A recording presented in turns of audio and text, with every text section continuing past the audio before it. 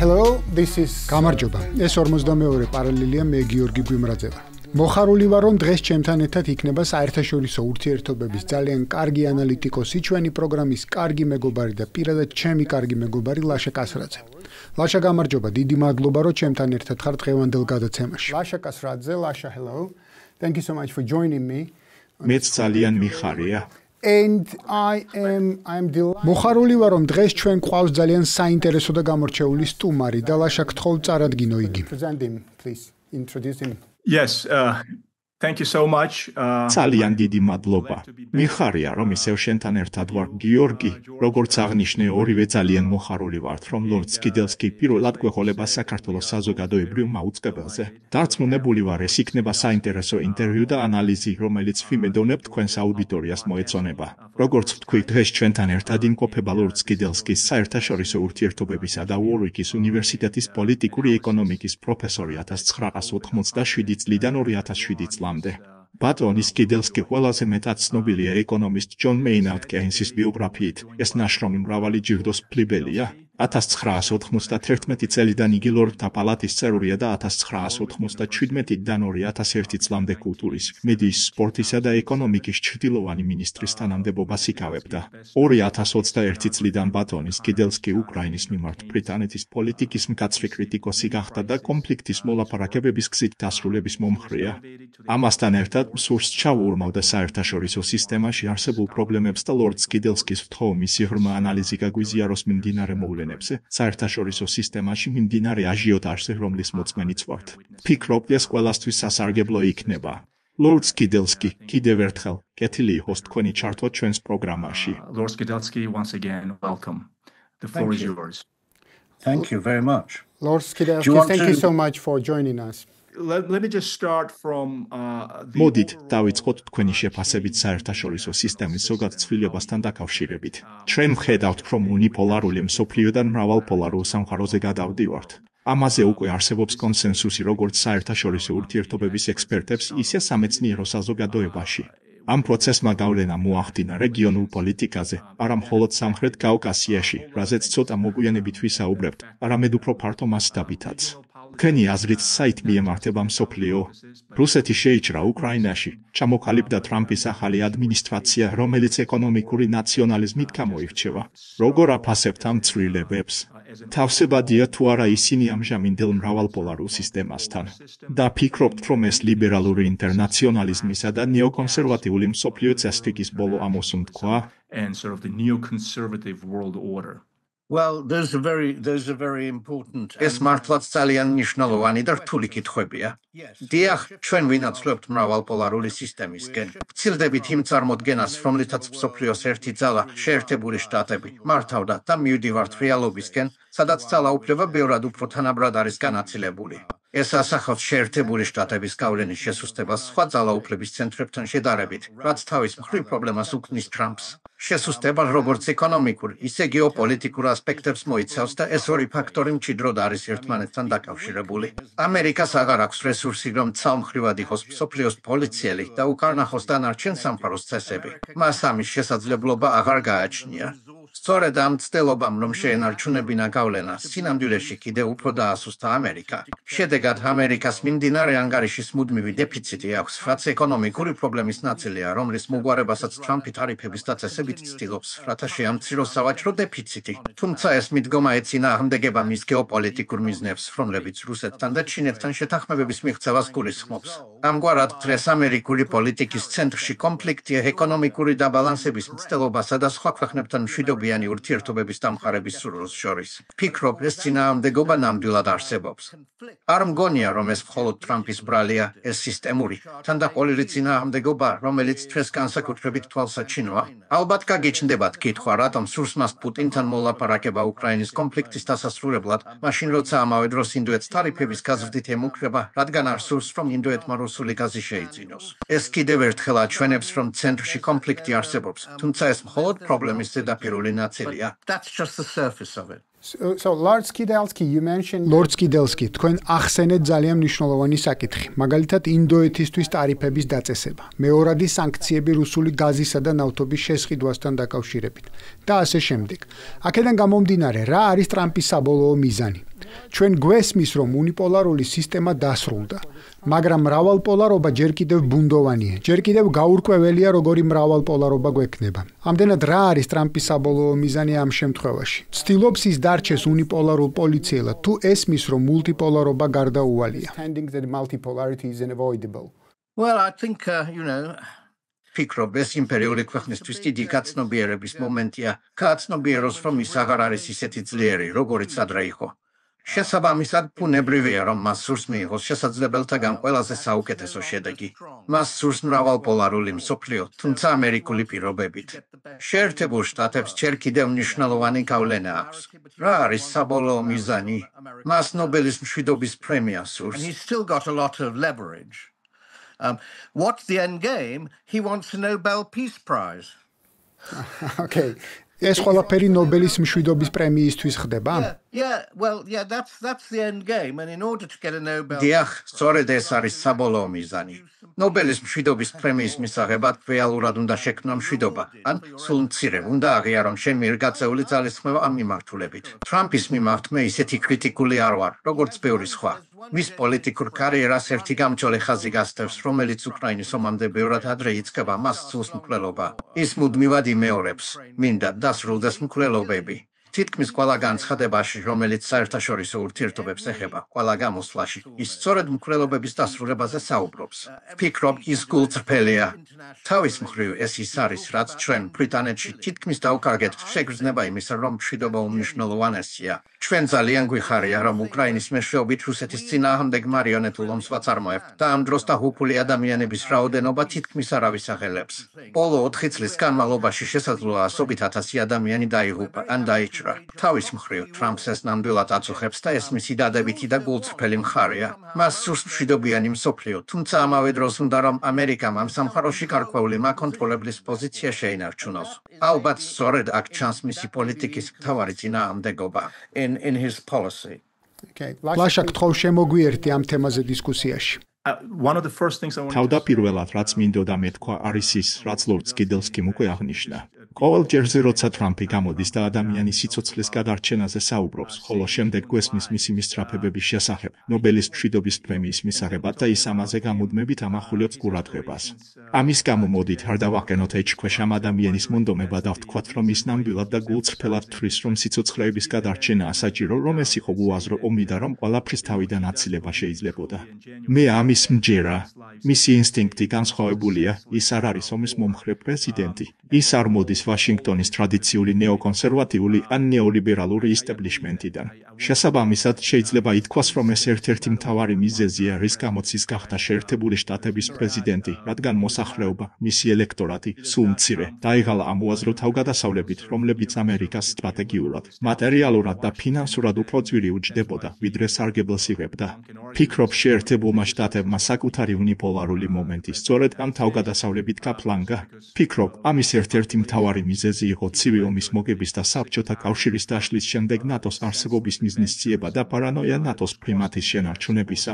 მე გეთანხმებით, რომ ეს არის ერთგვარი ლიბერალური ინტერნაციონალისტური დასავლეთის საკუთარი დომინაციის შენარჩუნების უკანასკნელი მცდელობა.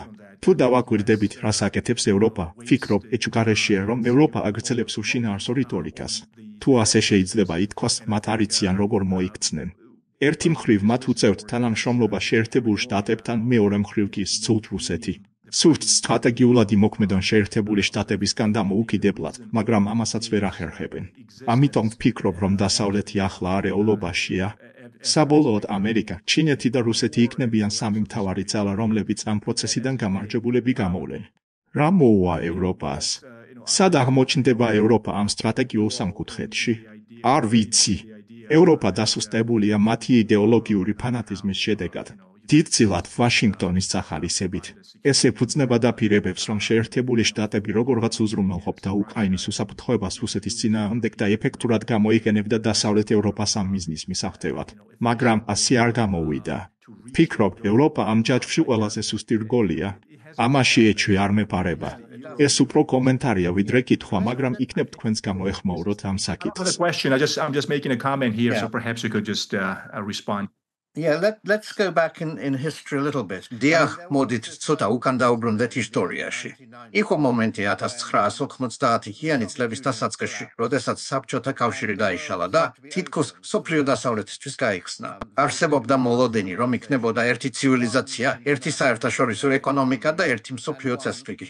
ამ პერიოდს ზოგიერთი ჩვენგანი ფუკუიამას მომენტს უწოდებს. ფრენსის ფუკუიამას პატივსაცემად, რომელმაც 1989 წელს დაწერა ძალიან გავლენიანი სტატია სახელწოდებით ისტორიის დასასრული. მაშინ ნამდვილად არსებობდა შესაძლებლობა, თუმცა ვფიქრობ დასავლეთმა ეს შანსი ხელიდან გაუშვა, რადგან რუსეთის ადგილი ახალ წესრიგში სათანადოდ არ განისაზღვრა. ეს იყო დრო, როდესაც რუსეთი ძალიან სუსტი იყო და თითქოს მისი დასავლურ სისტემაში ინტეგრირება შეიძლებოდა. უპირველეს ყოვლისა, რუსეთის უსაფრთხოების წუხილებს სათანადო ყურადღება არ დაეთმო. რუსები გორბაჩოვს ფაქტობრივად მოღალატედ მიიჩნევენ, რადგან ამერიკელებს არ აიძულა ხელი მოეწერათ ნატოს აღმოსავლეთით არ გაფართოების შესახებ დაპირებაზე. ეს იყო გორბაჩოვისთვის მიცემული სიტყვიერი დაპირება, მაგრამ მან არ მოითხოვა, რომ ეს ოფიციალურ ხელშეკრულებად ქცეულიყო. შედეგად რუსებმა განიცადეს ნატოს აღმოსავლეთისკენ ეტაპობრივი გაფართოება, ალიანსის, რომელიც თავისი არსით თავიდანვე ანტირუსული იყო. ნატოში გაერთიანდნენ არა მხოლოდ აღმოსავლეთ ევროპის ყოფილი სოციალისტური ქვეყნები, არამედ ბალტიისპირეთის სახელმწიფოებიც. შემდეგი სამიზნე გახდა უკრაინა და გარკვეულწილად საქართველოც. რუსების უმრავლესობისთვის ეს ქვეყნები ნატოს მათ საზღვრებთან მოახლოების წინააღმდეგ უკანასკნელ ბუფერებად ითვლებოდა. დასავლეთი კი რუსეთის უსაფრთხოების შეშფოთებებს გულგრილად ეკიდებოდა.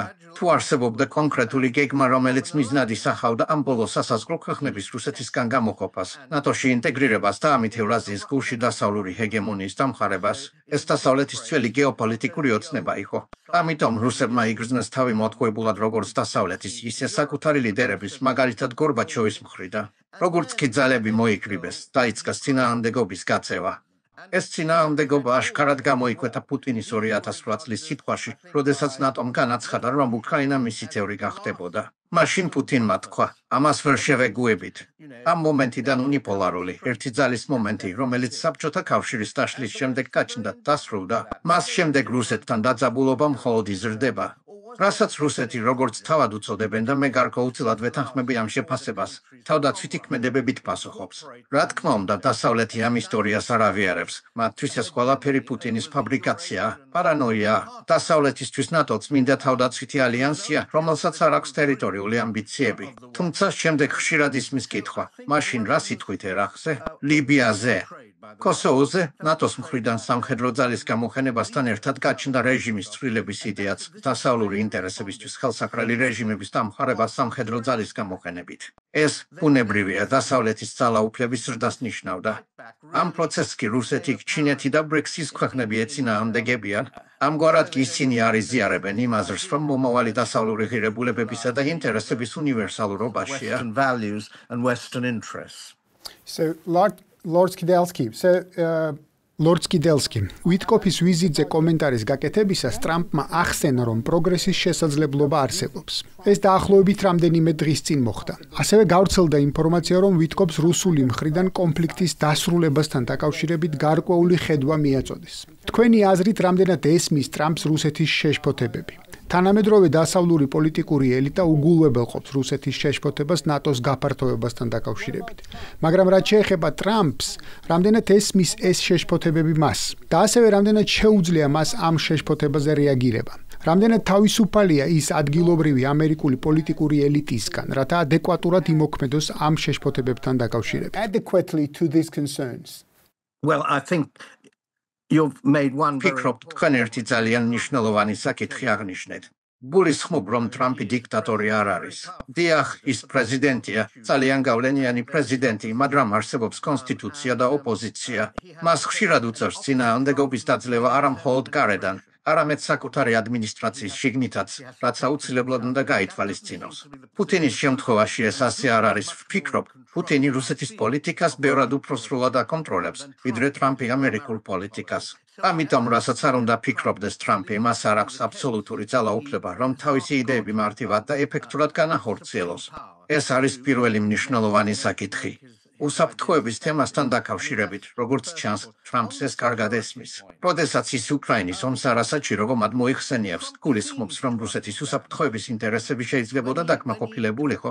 ახლა როგორც ჩანს, თავადაც ავიარებს და მისი ადმინისტრაციაც ავიარებს, რომ ნატოს გაფართოება უკრაინაში აღარ იქნება დღის წესრიგში. ამ მხრივ მან რუსეთის უსაფრთხოების შეშფოთება გარკვეულწილად უკვე გაითვალისწინა. უკრაინის ნეიტრალიტეტი მშვიდობის ერთ-ერთ პირობას წარმოადგენს. თუმცა ფიქრობ, ტრამპი ბოლომდე ვერ აცნობიერებს იმ განწყობების სიღრმეს, რაც რუსეთში არსებობს უკრაინის ნაციფიკაციასთან და დასავლეთ უკრაინის, განსაკუთრებით გალიციის ნაწილში არსებული ნაციონალისტური ელემენტების მიმართ. არ მგონია, რომ მას ეს ბოლომდე ესმის. ის ფიქრობს, რომ ტერიტორიული საკითხები შეიძლება გვერდზე გადაიდოს და ცეცხლის შეწყვეტა და ნორმალიზაციის პროცესი დაიწყოს.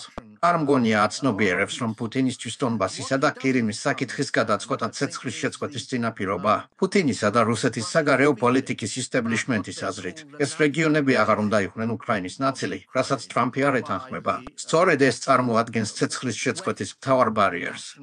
რუსეთის პრეზიდენტი ამბობს, რომ დონბასისა და უკრაინის რუსულენოვანი ეთნიკური რუსების დასახლებული რეგიონების მომავალი ცეცხლის შეწყვეტამდე უნდა გადაწყდეს. წინააღმდეგ შემთხვევაში ცეცხლის შეწყვეტის შემდეგ შეერთებული შტატები კვლავ აღჭურვავს უკრაინას და ომი განახლდება. დასავლეთს კი სრულიად განსხვავებული შეხედულება აქვს. ისინი თვლიან, რომ ცეცხლის შეწყვეტა პუტინს მისცემს საშუალებას, ხელახლა ავეჭუროს და ომი თავიდან დაიწყოს. აქედან გამომდინარეობს ნდობის სერიოზული დეფიციტი. რუსები არ ენდობიან დასავლეთის პოლიტიკურ ისტებლიშმენტს, ხოლო დასავლეთი არ ენდობა რუსებს. ეს ბარიერი როგორმე უნდა დაიძლიოს. ფიქრობ, უფროსი თაობის ადამიანებს, რომლებიც გულწრფელად ისწრაფვიან მშვიდობისკენ და პრაგმატულად უდგებიან საკითხებს, შეუძლიათ ამ ბარიერის გადალახვა. მაგრამ ეს ძალიან რთულია. სწორედ ამისთვის არსებობდნენ დიპლომატები, რომ პოლიტიკური ლიდერების მიერ შექმნილი ბარიერები გაერღვიათ და მშვიდობისთვის ეზრუნათ. როგორც ჩანს, ეს უნარი დღეს აღარ გვაქვს. შესაძლოა მომავალში დაბრუნდეს, მაგრამ ამჟამად ვერც დასავლეთ ევროპაში ვხედავ ამას და ვერც რუსეთში. მინდა, რომ რუსეთის პოზიციაში მეტი დათმობა დავინახო, ვიდრე ახლა ჩანს. ლაშა ხომ არ გსურს გამოეხმაურო ამ საკითხს. რა თქმა უნდა, მინდა დობის საკითხს გამოვეხმაურო.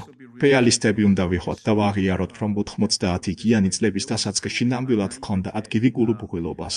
მაგალითად, კლინტონის ადმინისტრაციის დროს არსებობდა მოლოდინი, რომ რუსეთი ნატოს გაფართოებას არ აღიქონდა მტრულად, რომ ყველაფერი დასრულდა, რომ ისტორია დასრულდა და რომ იდეა, მშვიდობის არეალი, დემოკრატიული მშვიდობა ნატოს მხარდაჭერით გაფართოვდებოდა და ეს იყო რაღაც ისეთი, რასაც რუსეთი არა მხოლოდ მიიღებდა, არამედ მიესალმებოდა კიდეც. ამაში გარკვეული გულუბრყვილობა ნამდვილად იყო. მე მჯერა, რომ ეს გულუბრყვილობა არსებობდა როგორც დასავლეთში ზოგადად, ისე შეერთებულ შტატებში კონკრეტულად. გადავიდეთ დღევანდელ მდგომარეობაზე, რომელზეც ლორდ სკიდელსკიმ ახლახან მიანიშნა ნდობის საკითხზე. ფიქრობ, ამ ეტაპზე ეს გულუბრყვილობა დიდი ხანია გაქრა. ახლა დასავლეთის ქმედებები გაცილებით მიზანმიმართულია. როდესაც ცეცხლის შეწყვეტაზე ვსაუბრობთ, ფიქრობ, რომ ეს მხოლოდ ცარიელი ფრაზაა. ცეცხლის შეწყვეტას რეალურად არაფერს ნიშნავს. ეს ტრამპის ადმინისტრაციის მარკეტინგული კამპანია იყო, რადგან რუსეთისთვის ფუნდამენტური პრინციპები, როგორც ლორდ სკიდელსკიმაც აღნიშნა, არ განხილულა. ეს ფუნდამენტური პრინციპები ყოველთვის იყო. ნატოს არ გაფართოება, უკრაინის ნეიტრალიტეტი და 4 ოლქის რუსეთის შემადგენლობაში შესვლა. სხვათა შორის ამ ყველაფრის თავიდან აცილება შეიძლებოდა, მაგრამ ეს უკვე სხვა საკითხია. ახლა კი, როდესაც რუსეთი ამ ომში უპირატესობას ფლობს მიუხედავად იმისა, რომ კრემლი ცდილობს ხიდების შენარჩუნებას, განსაკუთრებით ვაშინგტონთან დაეძებს გამოსავალს, დიპლომატიურ გადაწყვეტას, მე მაინც მჯერა, რომ საბოლოოდ ეს სამხედრო გზით გადაწყდება. ნდობის საკითხს რომ შევეხოთ, როდესაც ლორდ სკიდელსკიმ აღნიშნა, რომ ევროპა ერთი და იგივე მონეტის მეორე მხარესაც უყურებს, როცა თითქოს ცეცხლის შეწყვეტის შეთანხმებას არ ენდობა. რა თქმა უნდა, ნდობა შეუძლებელია, რადგან თქვენ პუტინის მოთხოვნების საპირისპიროს აკეთებთ. თქვენ საკითხს სრულიად განსხვავებული პერსპექტივიდან უყურებთ, ერთგვარად დაუგეგმავად, ეს თქვენი დამოკიდებულებაა. მათ ძალიან კარგად იციან, ეს არის ჩემი მთავარი სათქმელი, რომ მათ სუსტად იციან, რა სურს პუტინს, რათა ეს ყველაფერი დასრულდეს. და მაინც ისინი თამაშობენ თამაშს, სადაც კოლექტიური დასავლეთი ადანაშაულებს რუსეთს შეთანხმების ჩაშლაში, მაშინ როცა თავად არ სთავაზობს რეალურ შეთანხმებას. ფიქრობ, ტრამპი ამ ორს შორისაა მოქცეული. ტრამპი შესანიშნავად ხვდება რა სურს პუტინს. ჩემი აზრით, მას ეს საერთოდ არ ადარდებს. მას შეეძლო ინსტინქტურად პირად დონეზე აღმოსავლეთ უკრაინის ნახევარი პუტინისთვის მიეცა. ის იმდენად პრაგმატული და ტრანზაქციული პრეზიდენტია, რომ ზუსტად ესმის, რასურს პუტინს და ვერ წარმოუდგენია, რომ შეთანხმება 4 ოლქის გამო ჩაიშლოს ოლქების, რომელთა პოვნაც რუკაზე, ალბათ უჭირს კიდეც. მაგრამ ამ იდეოლოგიური მიდგომის გამო, ფიქრობ, ის შუაშია მოქცეული. ჩემი მოსაზრებით, მას უფრო და უფრო ღრმად ჩაითრევს ნეოკონსერვატიული და ნეოლიბერალური ისტაბლიშმენტი, ისევე როგორც ვთქვათ ისრაელისა და ირანის საკითხზე მოხდა. ასე რომ ჯერ კიდევ შორს ვართ პრობლემის გადაწყვეტისგან. სწორედ ეს არის ჩემი მთავარი აზრი. We're far from being out of the woods yet. That's my point here. I agree, but I think also. ვეთანხმები, მაგრამ ვფიქრობ, პუტინმაც უნდა გააცნობიეროს ეს რეალობა. მასაც მოუწევს გარკვეული ნაბიჯების გადადგმა, რადგან წინააღმდეგ შემთხვევაში საფრთხე ექნება ყველა სამშვიდობო ინიციატივის და შედეგად ამან შეიძლება უკრაინის მნიშვნელოვანი გაძლიერება გამოიწვიოს. თუ მალე რაიმე შეთანხმება არ შედგება, პუტინს ემუქრება ის, რომ უკრაინა სულ უფრო მეტად აღიჭურება თანამედროვე და სასიკვდილო იარავით, რაც რუსეთს სერიოზულ საფრთხეს შეუქმნის. ამიტომ პუტინზე გარკვეული ზეწოლის განხორციელება შესაძლებელია, ასევე შესაძლებელია, რომ მას ზეწოლა ჩინეთმაც მოახდინოს, რათა გარკვეულ დათმობებზე წავიდეს. ჩინეთზე აქამდე არ გვისაუბრია, მაგრამ ის ნებისმიერი შეთანხმების მთავარი ელემენტია. ნებისმიერი შეთანხმება ჩინეთის გარანტიითაც უნდა იყოს უზრუნველყოფილი. თუ შესაძლებელი გახდება ისეთი ფორმატის შექმნა, სადაც ჩართული იქნებიან ჩინეთი, რუსეთი, შეერთებული შტატები და ევროკავშირი და ისინი შეთანხმდებიან გლობალური უსაფრთხოების სისტემის ძირითად პრინციპებზე, მაშინ არა მხოლოდ უკრაინის. არამედ სხვა მრავალი პრობლემის გადაჭრაც გახდება შესაძლებელი. თუმცა ეს ჯერჯერობით არ განხორციელებულა. ამიტომ ძალიან საინტერესო იქნება, რა შედეგები მოჰყვება რუსეთის პრეზიდენტსა და ტრამპის წარმომადგენელს შორის მოსკოვში გუშინ გამართულ შეხვედრას. არ ვიცი, რა იქნება ამ მოლაპარაკებების შედეგი, რადგან ჯერ არ მინახავს დეტალები. თუმცა როგორც ამბობენ, მოლაპარაკებები კონსტრუქციული იყო. კარგი, მოდით, დაველოდოთ და ვნახოთ, რას მოიტანს ეს პროცესი. They say the talks were constructive. Okay. Let's take them for their word. ძალიან მოკლედ, უბრალოდ კომენტარი მინდა გავაკეთო. აბსოლუტურად გეთანხმებით, რომ გრძელადიან პერსპექტივაში პუტინისთვის მხოლოდ ერთი სცენარი არ არსებობს. მართალია, ის გარკვეულ სამხედრო უპირატესობას ფლობს უკრაინაში, მაგრამ რაც უფრო დიდხანს გაგრძელდება ეს ომი, მით უფრო ნაკლებად სტრატეგიულად მომგებიანი გახდება ეს მისთვის, ჩემი აზრით. თუ ჩინეთი დაკარგავს ინტერესს ან იგრძნობს, რომ დასავლეთთან ან შეერთებულ შტატებთან ურთიერთობაში ძალიან მაღალ ფასს იხდის, შეიძლება სიტუაცია შეიცვალოს, თუმცა არ მგონია, რომ ჩინეთი ან ინდოეთი რუსეთს მიატოვებენ. თუნდაც ამ უკანასკნელის ისტორიული ნეიტრალიტეტის გათვალისწინებით. მაგრამ ვფიქრობ, დასავლეთს ყოველთვის შეუძლია საკუთარი თავის ხელახლა შექმნა ისე, როგორც ამას რუსეთს უბრალოდ ვერც შეძლებს. ამ საკითხში სრულად გეთანხმებით, დიახ. I'm with you on that point, yes.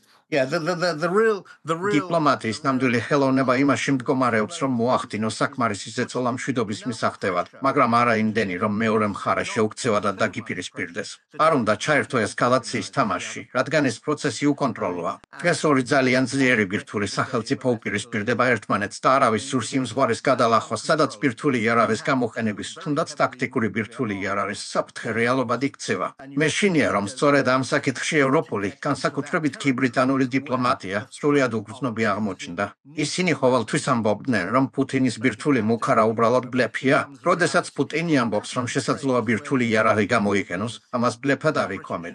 აგრძელებენ მოქმედებას ისე, თითქოს სრული კონტროლი მათ ხელშია და თითქოს უკრაინელების გამარჯვება და მოსკოვში რეჟიმის შეცვლა რეალურია. ეს ძველი იმპერიალისტური ფანტაზია, რომელსაც აპლოდისმენტებით ხვდებიან. ფიქრობენ, რომ ეს არის მომენტი, როდესაც ბრიტანეთი კვლავ ჩაერთვება დიდ თამაშში, რომელსაც მე-19 საუკუნეში რუსეთთან თამაშობდა და თითქოს ბრიტანეთის დროში თავიანთი გაემართება აზიაში და იტყვიან, ჩვენც აქ ვართ. ეს ყველაფერი ფანტაზია. ეს ჩემთვის სრულად მიუღებელია. მე ეს აბსოლუტურად მწუხს. I hate it. I absolutely hate it. So Lord Skidelsky, before Lasha Lord Skidelsky, სანამ ლაშა საქართველოს საკითხს შეეხება, მინდა გკითხოთ ტრამპის პოლიტიკის შესახებ. რას ფიქრობ ტარიფებსა და მეორად სანქციებზე? გულისხმობ შეუძლია თუ არა ამას რაიმე ფორმით შეერთებული შტატების ეკონომიკის დახმარება? თუ ტარიფებისა და სანქციების საკითხის გააქტიურების მთავარი მიზანი ხელოვნური კრიზისის შექმნა არა, რათა მხარეები შეთანხმებამდე მივიდნენ. რა არის ამ რიტორიკისა და ქმედებების მთავარი მიზანი? Well, I've always been against economic sanctions. მე ყოველთვის ეკონომიკური სანქციების წინააღმდეგი ვიყავი. არ მგონია, რომ მათ ოდესმე რეალური შედეგი მოეტანოთ ან მიეღწიათ განცხადებული მიზნებისთვის. თუ გულდასმით დავაკვირდებით, რა შედეგები მოხდა სანქციებს და შევადარებთ იმას, რასაც მათი ავტორები აცხადებდნენ, აშკარაა, რომ ეს ორი რამ ერთმანეთთან ახლოსაც არ დგას. როდესაც რუსეთის წინააღმდეგ სანქციები დაცესდა, ჯერ მაიდნის შემდეგ, განსაკუთრებით კი 2022 წლის შემდეგ, მთავრობის წარმომადგენლები ამბობდნენ, რომ მათი მიზანი იყო რუსეთის მხრიდან ომის წარმოების უნარის შემცირება და შესაბამისად, ომის შეჩერება ან რუსეთის დამარცხების ალბათობის გაზრდა. ეს ასე არ მოხდა. შესაძლოა გრძელადი ამ პერსპექტივაში რაღაც შედეგი გამოიღოს, მაგრამ ეს იქნება მხოლოდ მას შემდეგ, რაც ბრძოლის ველის საკითხი უკვე გადაწყვეტილი იქნება. სანქციები მხოლოდ მაშინ მუშაობს, როდესაც მათ მთელი მსოფლიო ერთობლივად აწესებს და სანქციების ქვეშ მყოფი ქვეყანა საკმაოდ პატარაა. სხვა შემთხვევაში სანქციები არაეფექტურია და მხოლოდ მორალური აშფოთების გამოხატვის საშუალებად იქცევა. ხშირად ეს ნიშნავს, ჩვენ არაფრის გაკეთება არ შეგვიძლია, ამიტომ სანქციებს ვაწესებთ, რათა ჩვენი მორალური ზიზღი გამოვხატოთ. ამ მიდგომის მთავარი პრობლემა ისაა, რომ სანქციები დიპლომატიას გამორიცხავს, რადგან ისინი დიპლომატიის ალტერნატივაა. სანქციები ომის აქტია, ისინი ომის სტრატეგიის ნაწილია და არა დიპლომატიური მოგვარების გზა. სწორედ აქტებს მთავარი წინააღმდეგობა. რაც შეეხება ტარიფებს, ტარიფების საკითხი თავის თავში წინააღმდეგობრივია. ტარიფებს აქვთ ეკონომიკური დანიშნულება, ამერიკული ინდუსტრიის დაცვა იაფი უცხოური მუშახელისგან და გეოპოლიტიკური დანიშნულება, ზეწოლა სხვა ქვეყნებზე, რათა გააკეთონ ის, რაც ამერიკას სურს. მაგრამ ეს ორი მიზანი ხშირად ეწინააღმდეგება ერთმანეთს, როგორც ეს ჩინეთის შემთხვევაში ჩანს. ერთი მხრივ ამერიკას სურს ჩინეთთან თანამშრომლობა, მეორე მხრივ კი სანქციებით ემუქრება. ჩემი აზრით, სანქციები უნდა გაუქმდეს. უნდა ითქვას, რომ ეკონომიკური სანქციები აღარ გვინდა. ისინი ომის წარუმატებელი ინსტრუმენტია. რაც შეიძლება მალე უნდა მოუიშოროთ ის სანქციები, რაც უკვე დაწესებულია. ეს არის ჩემი ხედვა, თუ რა უნდა მოხდეს. That's my views as to what should happen. Okay, thank you so much. Lasha, we are somehow Lasha დრო გვეწურება, თუმცა დარწმუნებული ვარ, გაქვს კითხვები საქართველოსთან დაკავშირებით. გთხოვ. situation, please. Yes, I actually want დიახ, ჩვენ თქვენგან გვინდა მოვისმინოთ, რას ფიქრობთ სამხრეთ კავკასიაზე ამჟამინდელ გარემოში, საერთაშორისო სისტემაში, დასავლეთის ქმედებებზე? მოკლედ რომ ვთქვათ, 2003 წლიდან ვარდების რევოლუციის შემდეგ რეგიონში ნეოკონსერვატიული და თავისუფლების დღის წესრიგის უკიდურესობები დამკვიდრდა, რამაც საქართველოს ნატოს მომავალ წევრად წარმოაჩინა. შემდეგ ყველამ ვიცით, სად მიგვიყვანა ამან. 2008 წლის ომთან, როდესაც რუსეთი შემოიჭრა საქართველოში, რათა თავიდან აეცილებინა ამ ნარატივის რეალიზება. მაგრამ როგორც არ უნდა იყოს, საერთო სტრატეგია, თუნდაც თქვენი მშობლიური ინგლისის, ყველასთვის ნათელია. ვიცით ისტორიულად რა იყო გაერთიანებული სამეფოს სტრატეგია რეგიონის მიმართ ფაქტობრივად არ დაიშვა რუსეთის გავლენა აზიაში. ინდოეთი ცხადია იყო იმპერიის გვირგვინის ძვირფასი ქვა, რომელსაც სტრატეგიული და პარანოიდული პრიზმით უყურებდნენ. თვლიდნენ, რომ რუსეთი ცდილობდა ინდოეთის წართმევას დიდ თამაშში. ეს ისტორია ყველასთვის ცნობილია. გონია, რომ დღესაც არსებობს მსგავსი ნიშნები. თუ ისტორია არ მეორდება, ის აუცილებლად ირითმება საკუთარ თავთან. ჩანს, რომ ინგლისი, დიდი ბრიტანეთი და შეერთებული შტატები ერთგვარად არივიწყებენ იმპერიულ ფსიქოლოგიას და რუსეთის დასუსტებას მისი სუსტი წერტილებიდან ცდილობენ. როდესაც ბოლშევიკები ხელისუფლებაში მოვიდნენ, მათ რეგიონიდან გააძევეს ევროპული და თურქული იმპერიები. აკონტროლებდნენ თბილ წყლებსა და მთელ სამხრეთ კავკასიას, ცენტრალურ და აღმოსავლეთ აზიას და ასე შეფრეს კი ისევ რუსეთია. რას ფიქრობთ ამაზე? ფიქრობთ, რომ ეს მენტალიტეტი კვლავ ამოძრავებს გაერთიანებული სამეფოს საგარეო პოლიტიკას რეგიონისა და რუსეთის მიმართ. როგორც კი ისევ ამ რეგიონში აღმოჩნდები, ძველი რეფლექსები მაშინვე იჩენს თავს. ეს უკვე აღარ არის ბრიტანეთი, რომელიც შეერთებული შტატების გვერდით დგას. ეს არის ბრიტანეთი, რომელიც ერთგვარად ამერიკის მარიონეტად იქცა. ხშირად ამბობენ, რომ ბრიტანეთი ამერიკისთვის იმავე ფუნქციას ასრულებს, რასაც საბერძნეთი რომის იმპერიისთვის, მაგრამ როგორც ვიცით, საბერძნეთი რომის სამხედრო ისტაბლიშმენტის ნაწილი არ ყოფილა. მაშინ როცა ბრიტანეთი კვლავ თვლის, რომ შეუძლია სამხედრო თვლილი შეიტანოს, თუმცა ეს თვლილი დაქვემდებარებულია და მხოლოდ ამერიკულ ძალისხმევას ემსახურება. რაც შეეხება სამხრეთ კავკასიას, აქაც იგივე სურათია, რაც უკრაინაში. დასავლეთი ცდილობს რუსეთის საზღვრებთან ახლოს გავლენის მოპოვებას, რუსეთი კი ცდილობს შეინარჩუნოს თავისი ბუფერული ზონა. სამხრეთ კავკასია, უკრაინა და რაც აქამდე არ გხსენებია, მაგრამ აუცილებლად იქნება საბოლოო სურათის ნაწილი ბელარუსი, როგორც ბუფერი. საინტერესოა, რომ ბელარუსზე თითქმის არავინ საუბრობს, რადგან ეს თემა ჯერ არ არის აქტუალური ფრონტის ხაზზე, მაგრამ მნიშვნელოვანია, რა მოხდება ლუკაშენკოს შემდეგ. ბელარუსი არსებობს ძლიერი ანტირუსული მოძრაობა. პირდებით თუ არა ბელარუსის ნატოში ან ევროკავშირში გაწევრიანებას. როგორ უპასუხებს ამას რუსეთი? ეს შეიძლება 2-3 წელიწადში დადგეს თვის წესრიგში. ფიქრობ, საქართველოს ამჟამინდელი ხელისუფლება ქართული ოცნება სწორად იქცევა. ისინი ცდილობენ რუსეთთან მოლაპარაკებას აფხაზეთისა და სამხრეთ ოსეთის საკითხებზე. პირადად მე ვფიქრობ, რომ როდესაც ერთ სახელმწიფოში 2 ან 3 განსხვავებული ეთნოსი ცხოვრობს, ცივილიზებული გზა ფედერალური სისტემის შექმნა საკმარისად დეცენტრალიზებული სისტემა, რომელიც უმცირესობებს რეგიონულ ავტონომიასა და იდენტობის შენარჩუნების საშუალებას მისცემს. წინააღმდეგ შემთხვევაში ან გამოყოფა, ან ლიკვიდაცია, ან მასობრივი მოსახლეობის გადაადგილება ხდება, როგორც ეს მაგალითად ავღანეთში მოხდა, სადაც როგორც მახსოვს, დაახლოებით 100,000 ქართველი გადაასახლეს. ასე რომ არსებობს სხვადასხვა გზა, მაგრამ ცივილიზებული გამოსავალია დეცენტრალიზებული ფედერალური სისტემა.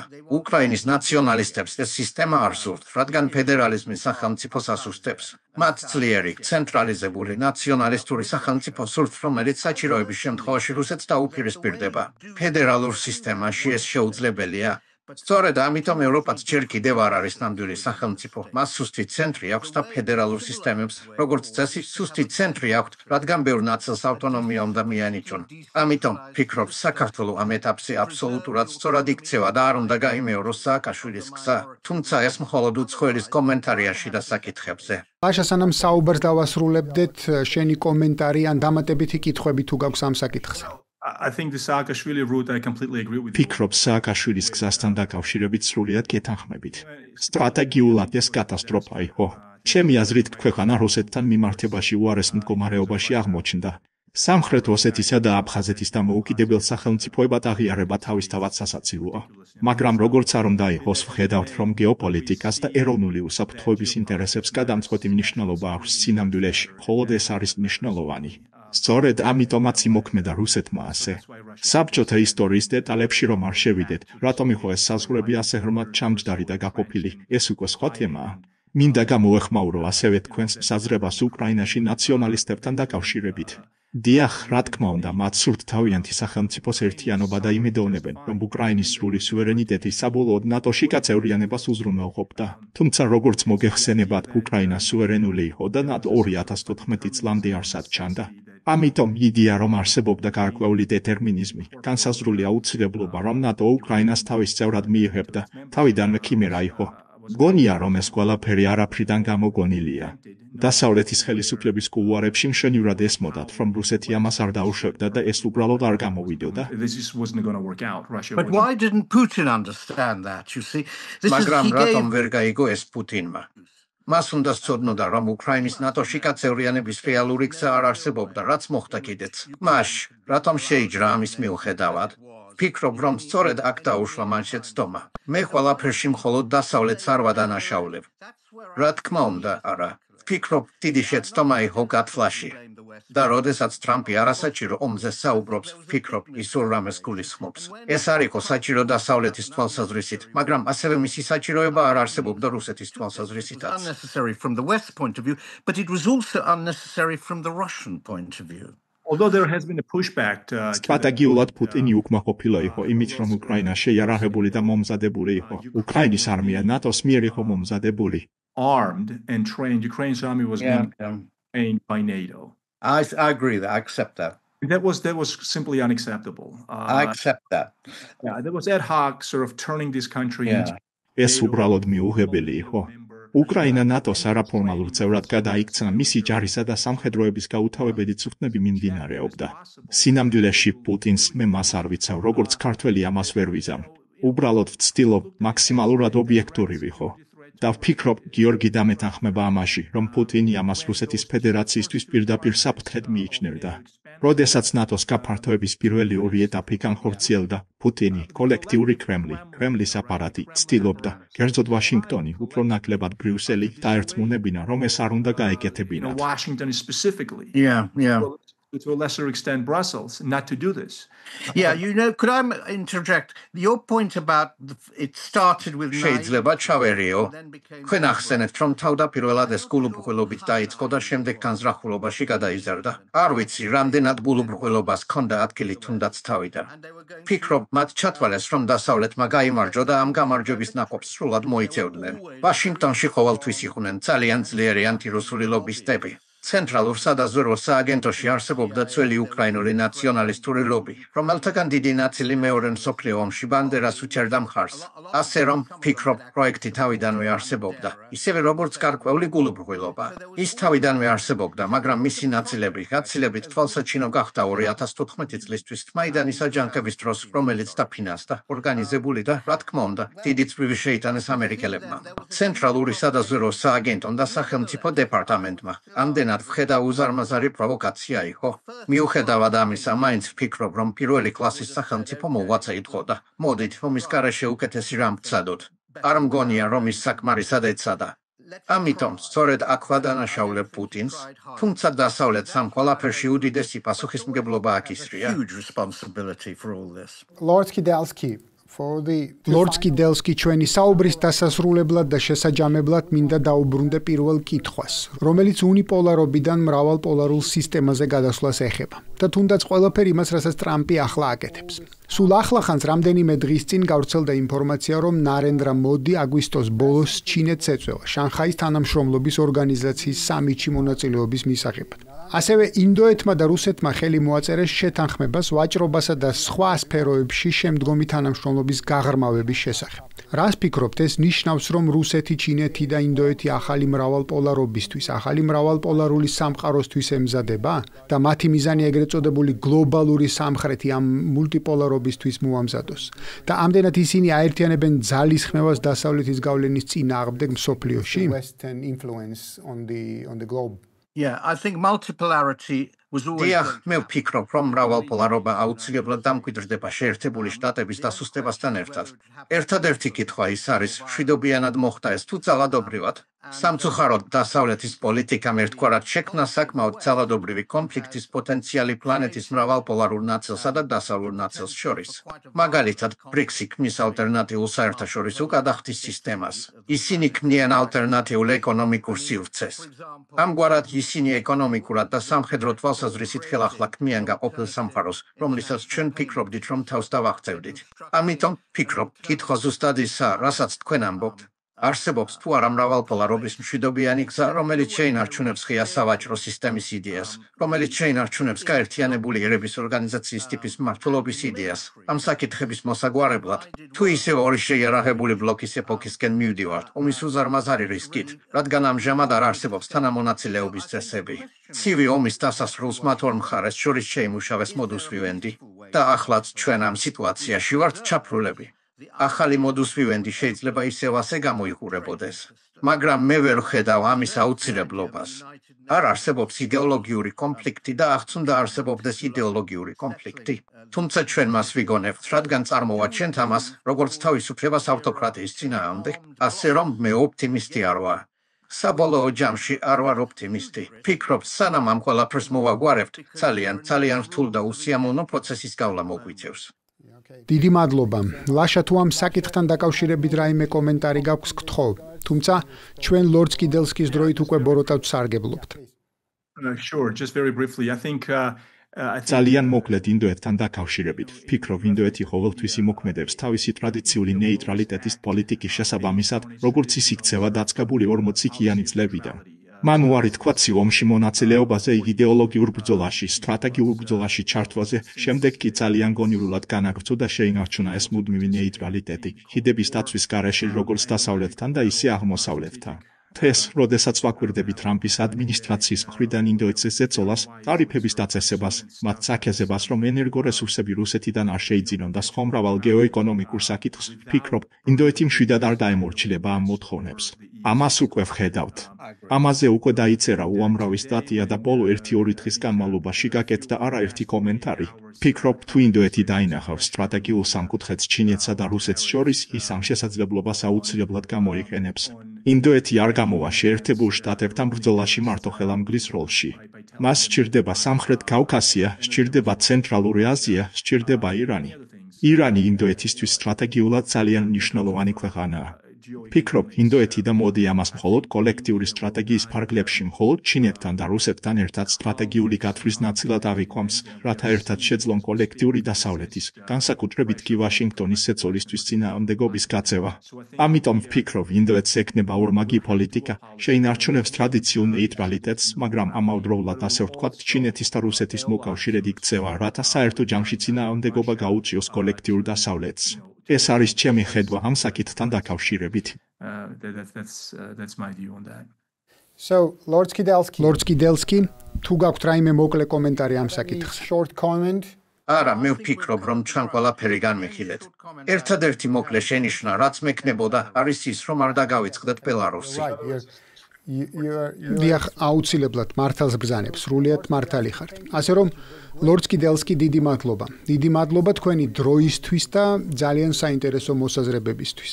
ლაშა, დიდი მადლობა ამ პროგრამაში ჩემთან ერთად მონაწილეობისთვის და Lord Skidelsky-სთან ამ ძალიან საინტერესო საუბრის ორგანიზებისთვის.